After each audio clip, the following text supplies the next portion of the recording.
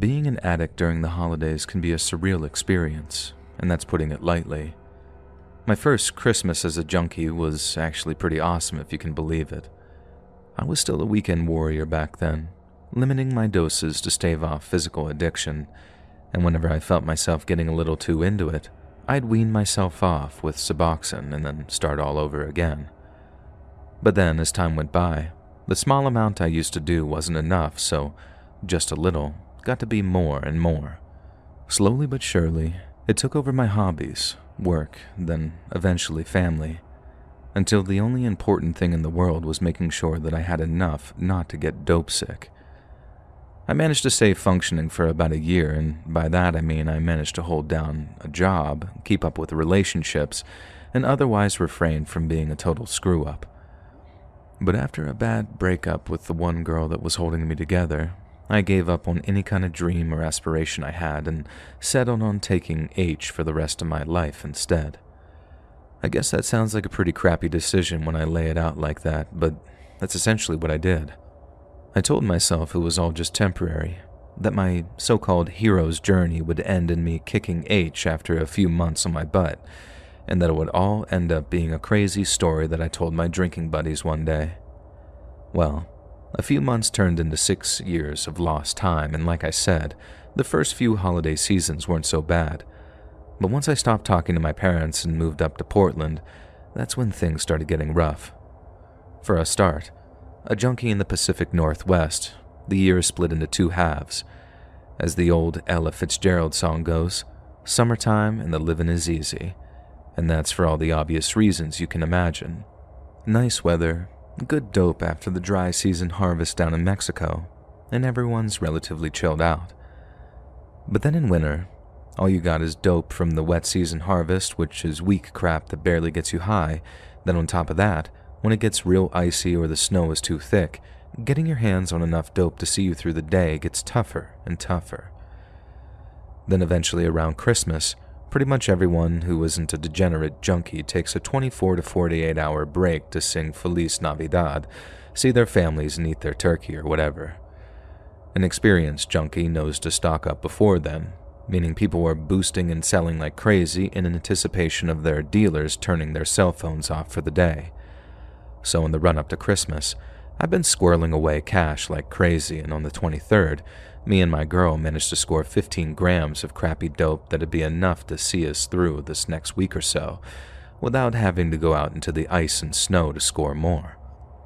We scored in the early afternoon, went back to my apartment, did enough to stop getting sick, then I went off to work for a few hours. My girl had a job working as a waitress and started her shift like an hour or two after I did, so it was normal that I'd come home to an empty apartment. So I finished my shift. One of the guys from work gives me a ride back home, and I got these tingles of exhilaration knowing I'm about to spend an hour or two in a warm bath with a few bumps of H to keep me company. I walk into my apartment, flop down onto the couch, then reach under it to pull out the little wooden box that we'd kept our dope in, and I sat it down on the coffee table, flipped it open, but instead of the 5 little baggies that should have been staring at me, there was nothing. At the time, I figured there had to be some kind of mistake. I had all these wishful thoughts, like maybe my girl had stashed the dope elsewhere after she saw the cops hanging around our apartment building or something, or maybe she poured all the dope into one of the bigger baggies that we had. You'd honestly be amazed at how much people will pay for baggies when they really need them, so maybe she'd sold or swapped the smaller ones, then just forgotten to put the dope back in the box. It sounds really pathetic looking back on it, but it took me a really depressing long amount of time to realize that there wasn't some innocent explanation for $300 worth of dope going missing. My girl wasn't my girl anymore, and on her way out, she'd stolen almost everything of value that she could carry. Again, sounds pretty pathetic, but I think that was one of the single worst moments of my life right there. My immediate reaction was, well, bad, but with addiction comes a certain pragmatism.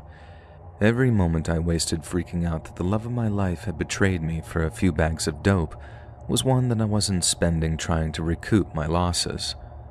So I got to work. I walked for miles, literally miles, making almost constant phone calls to a bunch of different people. Now don't get it twisted, I was still trying to call my girl, but she continued ducking my calls, and in the end, it didn't make sense to jam up my line with calls to her voicemail, even if it did mean that I could leave her some threatening voicemails. I'm not proud of it, but it is what it is. Anyway, I call around every dealer I know, and everyone is either out of stuff or is finishing up for the night and not answering their phones. All out of options, I started calling around everyone I know that uses, and all I can get my hands on is enough dope to last me the night. I walk over to the place, get the stuff, and walk all the way back to my apartment. I'm still trying to get a hookup the whole way. When I get back, I wait until I'm feeling gross, then I fix, go to bed, and wake up bright and early the next day to start all over again. The next day, pretty much the same thing happened, only without the goddamn disaster at the start of it. I walked all over town, almost constantly on the phone, but all I could find was enough to fix me for that night and that night alone. Everywhere I went, I was asking if anyone had seen my girl, and when everyone said no, every single time, I had this overwhelming sensation that they were lying to me. I guess it was partly paranoia, but partly based in fact too, because she couldn't have just disappeared on her own like that. Someone knew where she was, and who she'd run off with. But even if they knew, they'd never tell me. No one wanted to have the blood on their hands, and given the headspace that I was in at the time, I honestly couldn't tell you what I'd have done if I'd gotten my hands on my thieving ex-girlfriend. Anyway, like I said, I did a lot of walking, and only managed to get a hold of about a half a gram, so despite having enough to keep me from going into withdrawals on Christmas Eve, I knew Christmas Day was going to be rough as all hell. But still, the poetry of it wasn't lost on me. Cold turkey on Christmas Day. No better day for it, right? The weird thing, though, is when you're on heroin or any kind of powerful opiate, it kind of makes you chemically incapable of caring. Ever wonder why street junkies seem to have zero shame when it comes to begging or shoplifting? We just don't care. At least after those first few times, if you're deep enough into it, it becomes just another thing. So, I knew I was screwed.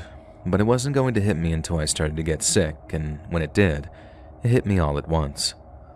Around 8:30 on Christmas morning, I started calling everyone I knew who used again. This was the third day in a row, so people were only naturally starting to get sick of hearing from me. Everyone was either out or didn't have a single hit to spare me, and the more desperate I got, the more I turned to sketchier and sketchier sources.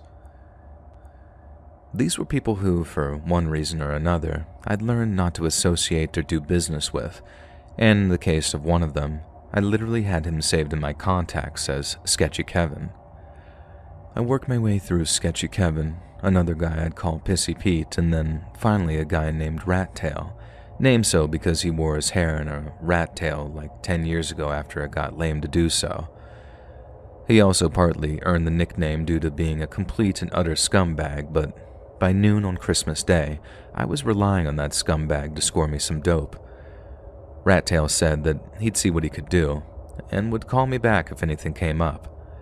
About an hour later, he did, but it wasn't exactly what I wanted to hear. Rat Tail said that there was a dude named George who would just straight up give me a couple of grams, but he just needed a favor. Right away, I thought that was weird, because who the hell just gives away dope? But Rat Tail said that he wasn't a junkie, and he needed someone who didn't mind getting their hands dirty. I didn't like the sound of that, nor did I have any idea what Rat Tail meant, but I was also in no position to turn the offer down, so off I went after getting a hold of George's address. The last place I expected to end up that day was a nice-looking 3-story right on the edge of where the city meets the suburbs. It was way too nice of a place to have any heroin inside, but then again, appearances can be deceptive. I walked up the driveway, knocked on the door, and some totally normal-looking, well-to-do dentist-looking dude welcomes me inside like I'm some late dinner guest that he'd been expecting.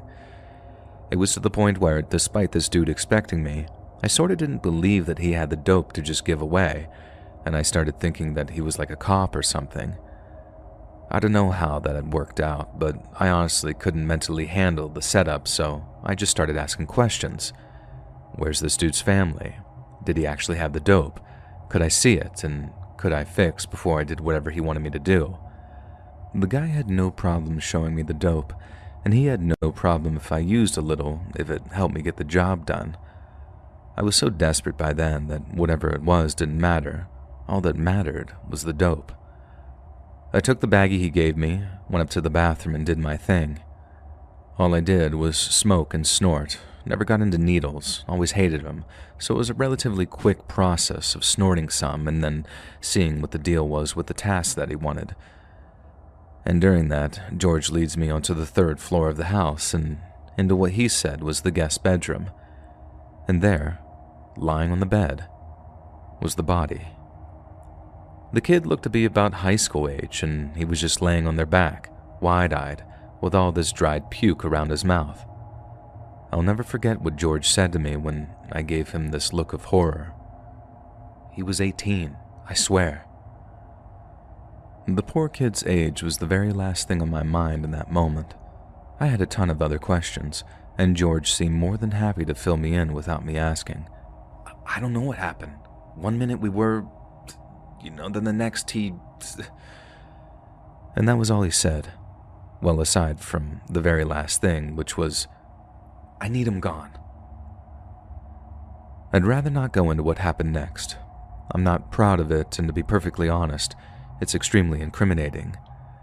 I don't imagine George was really George, and I don't know how in the hell he knew a guy like Rattail, but the only thing that keeps my conscience clean is thinking that at least he didn't kill him.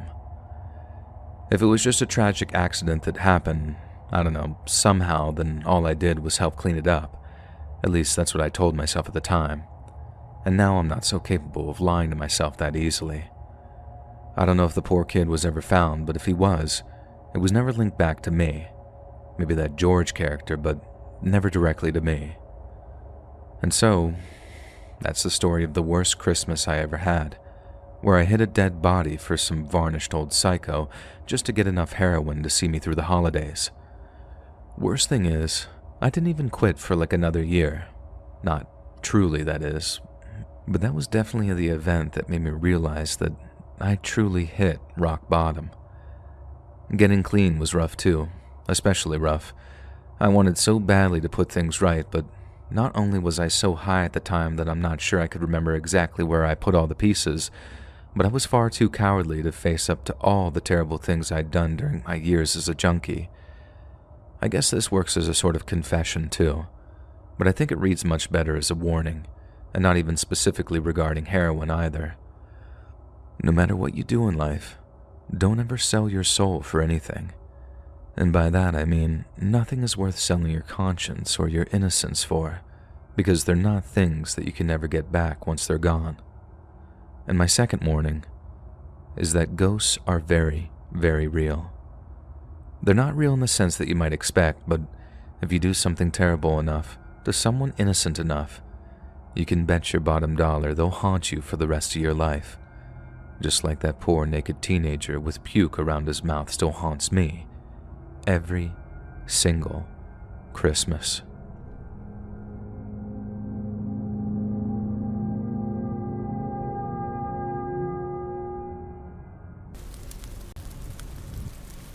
I'm an elementary school teacher. Winter break just started. I'm feeling super joyful. But before break, some of the kids were talking about their presents and Santa. It got me thinking about when I stopped believing in Santa, which is the story that I'm going to share with you all, because when it comes to finding out about Santa Claus and that he isn't real, I had a pretty uniquely terrifying experience. I loved Christmas. I mean, I still do. But as a child, I absolutely could not sleep on Christmas Eve. I tried to spy Santa a million times. I'd wait for my parents to go to bed, try to sneak out. They'd catch me every single time. Except one year. I was in second grade, so probably like 6 or 7 years old. I recall my best friend at school saying something like pretend to be asleep. Then my parents will go to sleep faster, so sneaking out to meet Santa would be easier. Perfect. So Christmas Eve shows up. I'm riddled with angst, and I remember my friend's advice. Pretend to be asleep. And that's what I did. Before a Christmas story was even over, I started to act sleepy. I don't know how great my acting skills were, but it was good enough to where my dad said he should just take me up to bed. I obliged and allowed myself to be carried. When my dad left the room, I think I waited just a few moments before getting out of bed and sitting next to the door. I was listening for all the key indicators that the house was sleeping. What I remember most is how long it took. Forever. I actually dozed off, and when I woke up, the house noises had subsided. I figured my parents had been in their room for long enough, and decided now I'm gonna make my move. Opening my door with such grace, I slid out of the doorway and started my way up to the living room, a combo of tiptoeing and sliding, until eventually I reached our couch. I dove into the couch, lifted the curtains, and then sat wrapped up in a blanket, peering out the window for Santa. It was snowing, and I could have sworn that I heard sleigh bells, but I wasn't seeing anyone. I had a gut-wrenching thought. Maybe he had already come. I squirmed out of the blanket and curtains, looked at the tree and stockings, and phew, he hadn't arrived yet. As I maneuvered back under the curtains, I'm shocked. I see the man himself, Santa. He's walking though, no sleigh and no reindeer. But I'm not picky, it's Santa. I realize he's gonna pass right by my house, but he's looking all over the place, at all the houses and all the windows. What's he looking for? I think to myself. Then he stops in his tracks, gives another look around at all the houses before his eyes land on me. He sees me. I'm ecstatic. I start waving excitedly, trying so hard not to squeal. He waves back, and then looks around before he starts walking toward my window. As he approaches, I notice that he's got a bag with him, and I assume it's full of presents. He mouths or whispers the phrase, "Do you want to come say hi to Santa, sweetie?" I shake my head yes. He points to the front door. I leave the window and walk over to the door, where there's another long window that reaches the floor. I watch as Santa tries to open up the door, but it's locked. I reach for the lock, unlocking the door, and he tries again. From the other side of the door, I hear him say, "Okay, sweetie, you just gotta unlock that other lock, the one on the doorknob." So I try to do what he's telling me, but for some reason I can't quite grip the lock. My little fingers keep slipping. Santa then tells me it's okay, just go to the back door. Brilliant. I scoot over to the back door and I wait for Santa. He rounds the corner and the light from the back deck turns on. Santa is fully illuminated. And I remember thinking, wow, Santa is a lot younger than I thought he was. Skinnier too. The lights seemed to scare him. He almost ran away until he saw me standing there. Then he proceeded to hustle towards the door. He was telling me and motioning me that I need to be quick. He said he had something special for me, but he had to then go. He leaned down and was reaching for something inside his bag. I unlocked the sliding glass door. I push my hands against the glass and start to push the door by walking my body in the direction I needed to open it. I'll note that even today, this door is hard to open or close if it's at the wrong angle. But at 6 or 7, it's nearly impossible. Just as he turned around, I heard the door start to give way, and as soon as it had, the home was filled with this awful sound of alarms. I took my hands away from the door and plugged my ears, and I looked at Santa. He now looked panicked. I noticed he was now holding some sort of rope in one hand and a bag in the other. He drops the bag and reaches for the sliding door. He slides it open no problem. He then reaches for me. But before I can reach back or move or do anything, I'm swept up by my mother. My dad kicks Santa square in the chest, knocking him back several feet, landing him on his backside. That's all I saw before my mom rushed me back to their bedroom and locked the door. My mom tells me that I didn't even cry at that point, which makes sense. I don't remember crying or even being terribly upset. Not until later. It was when my parents explained that the man who came to our house wasn't Santa. My dad kept saying things like, "She still thinks he's real. Of course she tried to let the guy in." Then I did start crying. That was all while the police were there. What happened to the guy? He got away-ish. The guy took off once he gained footing, and my dad didn't bother chasing him because he'd gotten the guy's wallet. The cops were on the phone and the guy left his bag behind. That bag wasn't filled with presents. My dad told me that it was filled with more rope like the kind the man had been holding. There was duct tape, candy, miscellaneous tools like a hammer, a lot of plastic bags, and random clothes. Yeah, it's horrifying. But luckily, he was picked up just a few minutes after he left our house. Pretty hard not to spot the guy running around town dressed up like Santa Claus. In the end, I did forgive my parents for ruining the magic that is believing in Santa because, you know, they did save my life.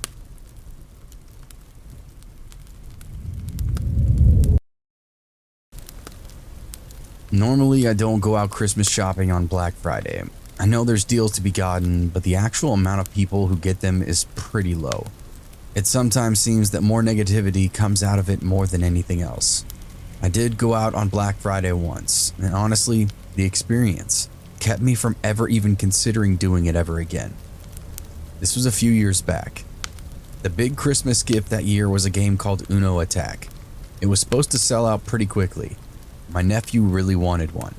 So I decided for the first time ever to brave the Black Friday crowd and see about getting one. I waited outside the store in line for it to open. The entire time, I kept wondering why people were so fanatical about this. It was cold, and although I was reasonably bundled up, it didn't help that I had to spend so much time not moving. In addition, people were in terrible spirits, which seems to take the spirit away from the event itself. Some people would try to cut in line, which only made people already in line crabbier than they were.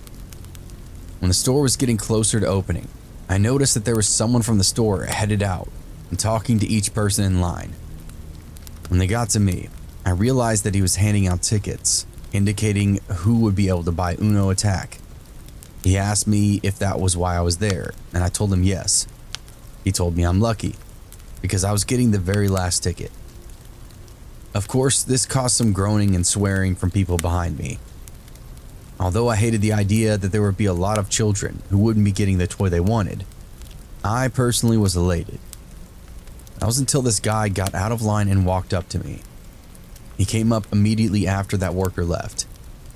He first offered to buy the ticket from me. I told him no, because it wasn't a matter of money. It was me trying to make my nephew happy. He then started telling me that his son really wanted that toy.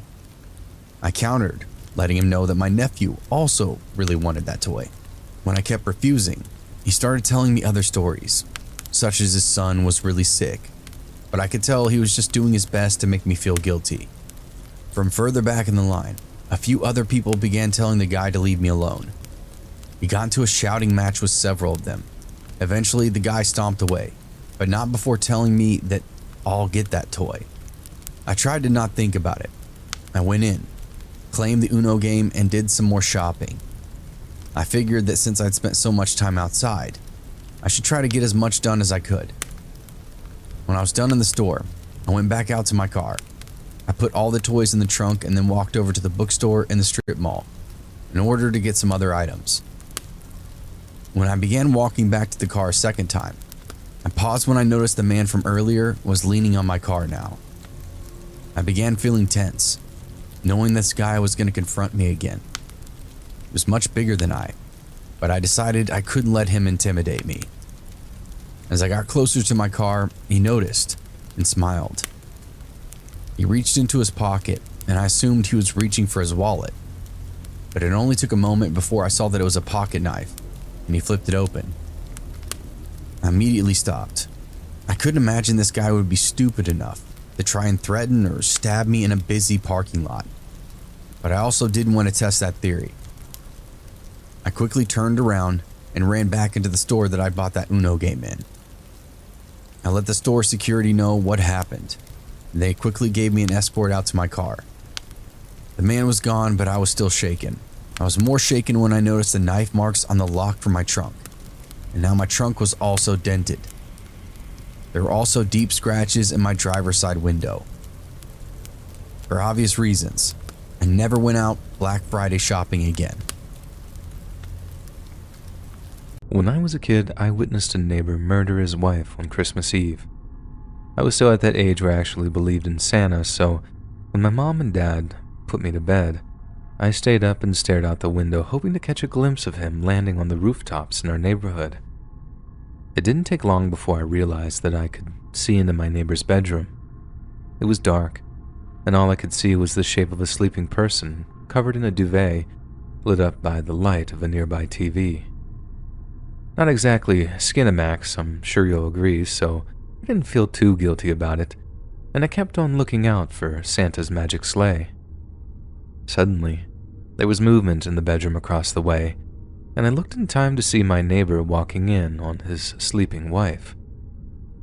I tried to pry my attention away from the bedroom as he moved towards the bed, but then it's quickly drawn back when I see fast, violent movements in the light of the TV. In the low light, it just looked like my neighbor was hitting his wife. And I know that's bad enough, but all I could see were these downward moving blows and nothing else. So as distressed as I was, all I told my mom and dad when I ran downstairs was like, "I think the neighbor's beating up the neighbor mom." My dad just bolts upstairs, figuring I'd seen something from my bedroom window. He went up to check it out, but by that time, someone had drawn the curtains. My dad asked me if I hadn't just had a bad dream, but I swore to him that I'd been awake and on the lookout for Santa. I then repeated everything I'd seen in exact detail, and by that time, Mom was listening too. When I finished, Dad and Mom gave each other a look. You know, one of those mom and dad concerned looks that's like an entire conversation within a silent word spoken. Then, my dad kneels down and asks me something. "Buddy, are you sure that's what you saw? Because we could get in a lot of trouble if that's not true." But again, I'm not totally insistent that I saw what I saw. And I didn't find out what happened immediately after that until quite a while later, but as I was actually drifting off to sleep, Mom and Dad were downstairs having a very tense but quiet conversation. Dad, to his eternal shame, was insisting that I couldn't be sure, that the room had been dark, and that I might have even seen them possibly doing something that I shouldn't have, and just not understood what I was seeing. Mom, on the other hand, was steadfast in her better safe than sorry attitude, and told my dad that if he didn't call the cops, she'd take me to my aunt's place because she wouldn't be celebrating Christmas next to a wife-beating neighbor. And that was that. My dad called the cops. He said he was praying it was some kind of mistake, but given how he could just give an anonymous tip, he figured, why not? My parents then watched from their own bedroom window, which had a view of the neighbor's driveway, as the cops pulled up outside and knocked on their door. They said it was this nail-biting moment, hoping they'd hear the sound of the neighbor's wife answering the door before being all, "Oh, good evening, officers. What seems to be the problem?" That way, they could just carry on drinking eggnog and watching Jesus Christ Superstar or whatever they had on down there. But instead of that, they watched the cops knock, then knock again, all before they apparently turned on their flashlights and began circling the home. What woke me up was hearing, "Sir, come out with your hands up," and all this other cop speak when the police finally blocked off the guy's house for the eventual standoff that would unfold.